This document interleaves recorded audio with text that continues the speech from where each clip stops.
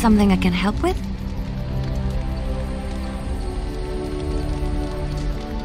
Yes? What's on your mind? Of course I do. I love stories far too much to keep them to myself. Everyone should be able to benefit from them, I think.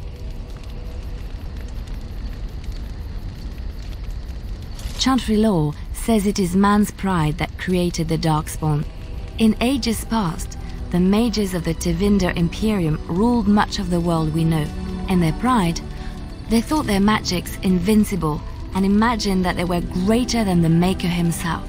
So thinking, they invaded his golden city, planning to take it for themselves and depose their own creator.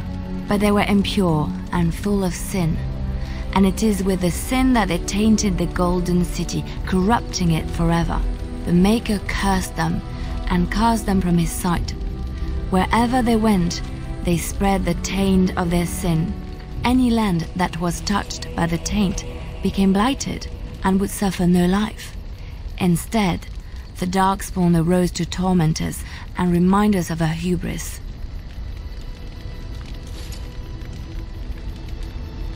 Of course, Orlesians enjoy telling stories.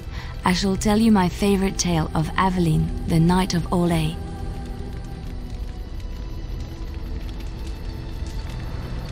A long time ago, a girl child was born to a farmer.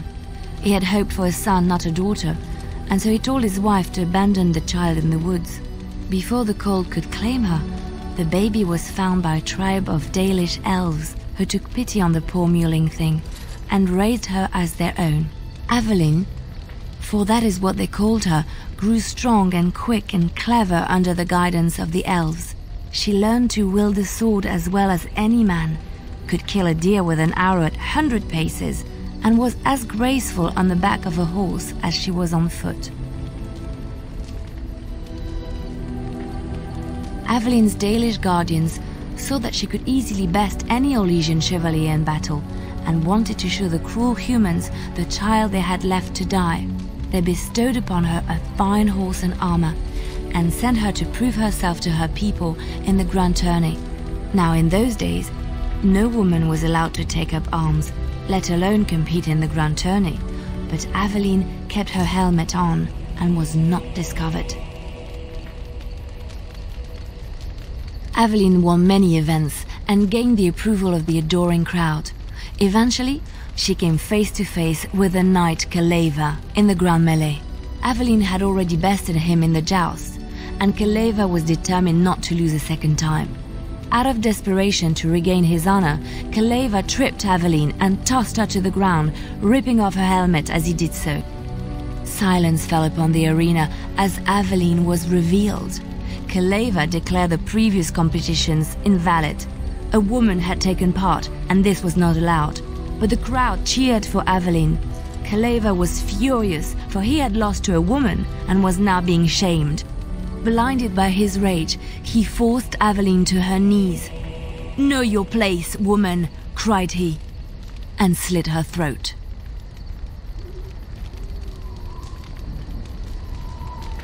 The son of the king, Prince Freyan, was present. He recognized Aveline's skill and bravery and began to see the injustice done to the women in his land.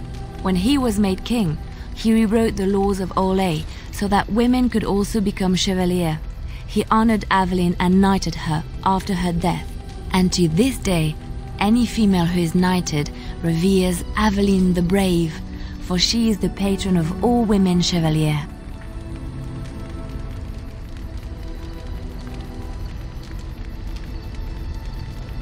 Which one? I have heard a little about how the elves gained their freedom from the Tevinder Imperium. When Andraste began her exalted march against the Imperium, the elves joined her cause to fight their masters. The great elven leader, Shatan, born in captivity, rose up to lead his people. He foresaw a future where the elves were free. Shatan was killed when Andraste was betrayed, but the elves continued to fight, eventually breaking free of the Imperium. The elves claimed the Dales in the south and settled there in the land of their own. The elves lived in the Dales for centuries. They resurrected the worship of the elven gods and would allow the building of no chantry. This angered the chantry, and the hostility between the two factions finally broke out in open war. The chantry says the elves struck first, but I do not know whether to believe it. The chantry declared a holy exalted march against the elves, named for Andraste's similar march against Tevinter. During the exalted march of the Dales, the elven cities were sacked, and the elven state completely dissolved. Some of the elves bitterly accepted their fates and surrendered to human rule, living in the human cities as second-class citizens. But others, still fiercely proud of their heritage, refused to bow to the humans, and instead became homeless wanderers. They were the elves of the Dales, the Dalish. Andraste was the Maker's chosen. The Maker had long since abandoned the world when the sound of her singing turned his ear. Beauty, grace, and wisdom enraptured him, and he offered to take her from this flawed world to become his divine bride. But Andraste had an earthly husband and would not forsake him. Instead, she beseeched the Maker to return to his people once more. So earnest was her plea that the Maker was moved, and promised that he would create a paradise on earth if all abandoned their false gods and turned once more to him. And this is why Andraste began her exalted march on the idolaters of the Tevinter Imperium. The Maker granted her his powers with which to smite her enemies. Andraste brought the Imperium to its knees, and her victories converted many to the worship of the Maker. Alas, it was the frailties of men that betrayed and killed Andraste. Her earthly husband, Maferath, a chieftain of the Alamari tribes himself, grew jealous as his wife's popularity and influence overshadowed his own. She was also revered as the Maker's betrothed, and Maferath began to see their own bond waning in significance as Andraste became ever more devoted to the Maker. Out of envy and spite, Maferath made a pact with the Archon Hysarian of Tevinter, allowing his beloved Andraste to be ambushed and captured. Andraste was burned at the stake in Minrathous, the capital of Tevinter.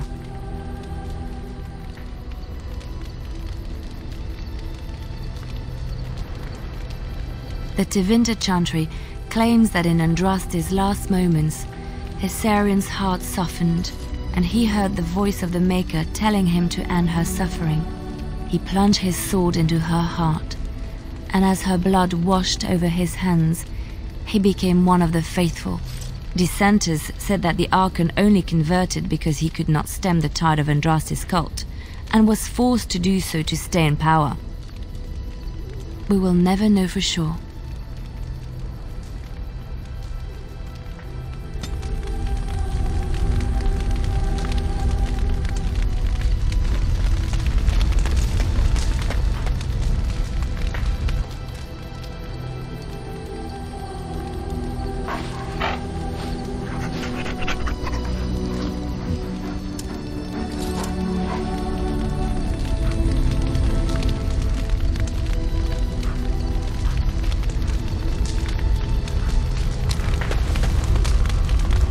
Something on your mind? Of course. Essentially, they're trained to fight. The Chantry would tell you that the Templars exist simply to defend. But don't let them fool you. They're an army. The other main purpose for a Templar is, of course, to hunt mages. To that end, we train in talents that drain mana and disrupt spells.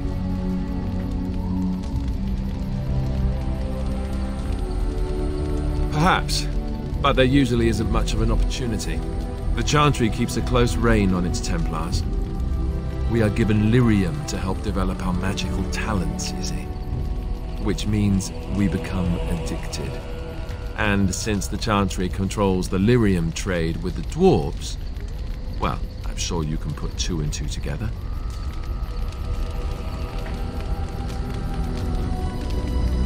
Thankfully, no.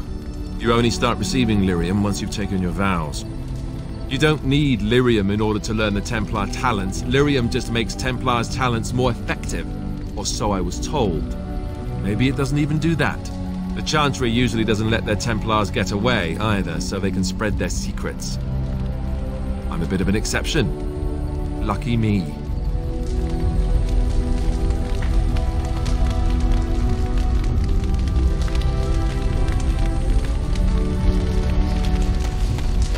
Yes.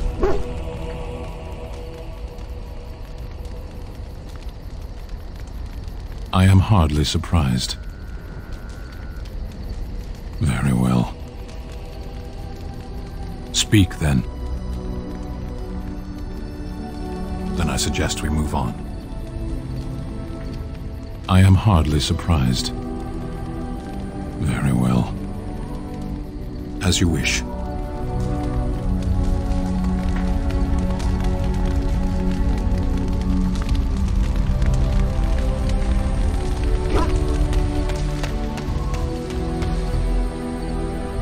If there's anything I can do for you, please, please tell me.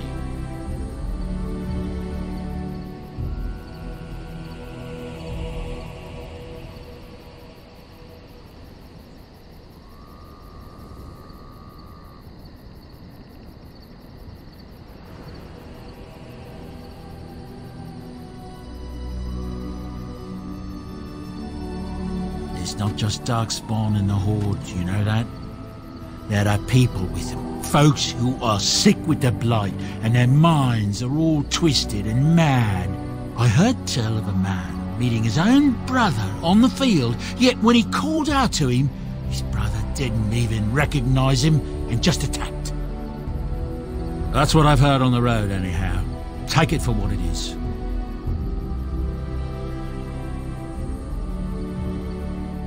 Nobody seems to know where Oral Eamon is in all this business. If he were here, he could put a stop to all this talk of civil war for sure. That's what I've heard on the road, anyhow. Take it for what it is.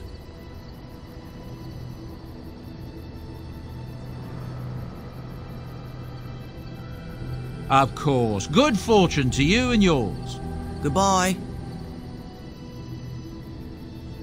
You and your friends are formidable folk, indeed. It's good to have you along on the road. I'm sure you'll be pleased with the goods my boy and I have collected, and with your discount.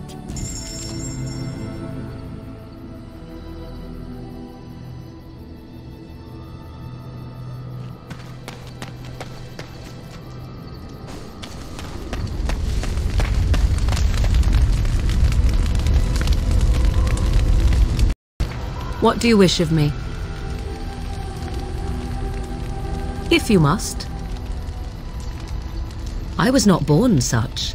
'Tis a skill of Flemeth's, taught over many years in the wilds. The chastened have tales of we witches, saying that we assume the forms of creatures to watch them from hiding. When a child is alone and separate from his tribe, that is when we strike, dragging the young boy kicking and screaming to our lair to be devoured. A most amusing legend. Changing her form, certainly. Devouring lost children, I cannot say. She has not done it in my experience, though in truth my lifespan is but a fraction of her own. Why do you ask? Is there something specific you wish to know? The form of an animal is different from my own. One may study the creature, learn to move as it does, think as it does. In time, this allows one to become as it is. I gain nothing by studying another human. I already am the same as they are. I learn nothing. So the answer is no, my human form is the only one I possess. Anyone with sufficient will, but the act of transformation is a magical one. 'Tis a spell and thus requires a mage's talents. Indeed, you could learn the spells required if I cared to teach you. There were nights when the wilds called to me, 'tis true. You look upon the world around you and you think you know it well. I have smelled it as a wolf, listened as a cat, prowled shadows that you never dreamed existed. But my life is as a human. I am under no illusions to the contrary. They do not shy away from me. To their senses, I believe I seem like any other of their species. As to what they think, I truly cannot say. Just as I am still human, no matter my form, they are still animals. Thus they cannot speak, even were I to ask. No, 'tis not unheard of in the remote corners of the world. There are traditions of magic outside of the circle of magi, despite what those mages would have you believe. Some of these traditions are old, indeed passed down as carefully guarded lore from one generation to the next. The zealots of the chantry would uproot all such practitioners if they could, but as luck have it, some still exist. My mother is such a one. Not all apostates use the forbidden blood arts. Maleficarum do, but to condemn all who do not fall under the circle's thrall for the sake of what might be is a dangerous path to walk. There are those who look on the word apostate as meaning freedom. Indeed. Have you an opinion on my abilities, then? Am I an unnatural abomination to be put to the torch? Oh, you're simply full of surprises, little man, aren't you? But enough of such talk. Let us proceed, lest the dust gather on us.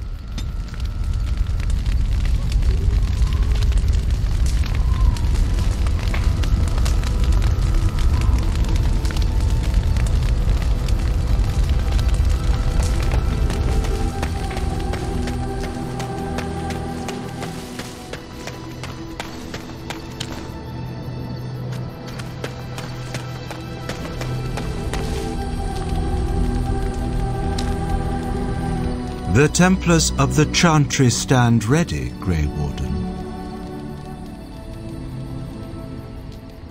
There are always areas to improve on, Grey Warden. The most useful for my talents are runes.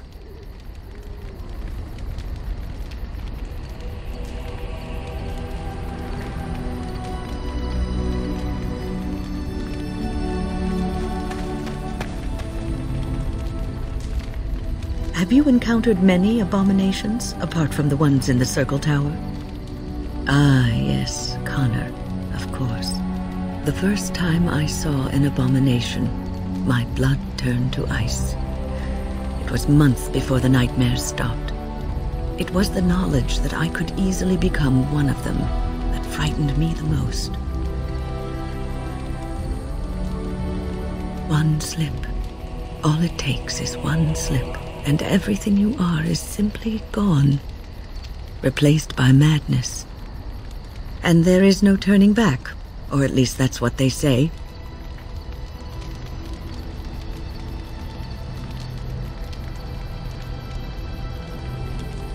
Of late, I have begun to wonder if there is any way an abomination can be cured. Or if a mage could be so possessed and still retain their sanity, their humanity.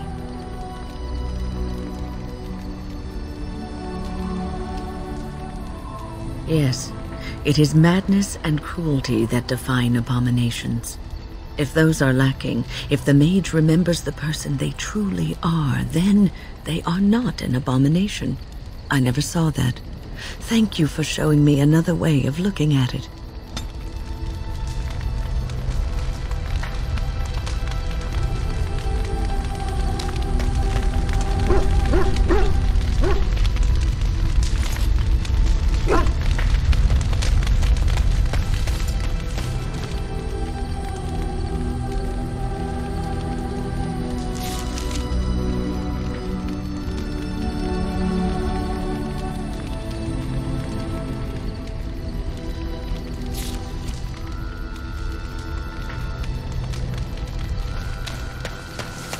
If there's anything I can do for you, please, please tell me. I'm sure you'll be pleased with the goods my boy and I have collected, and with your discount.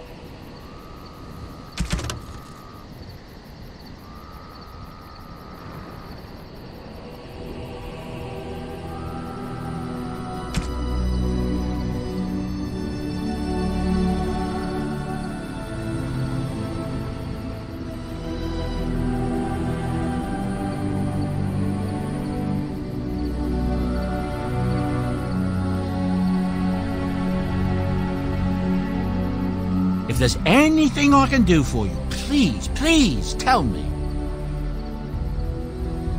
I'm sure you'll be pleased with the goods my boy and I have collected, and with your discount.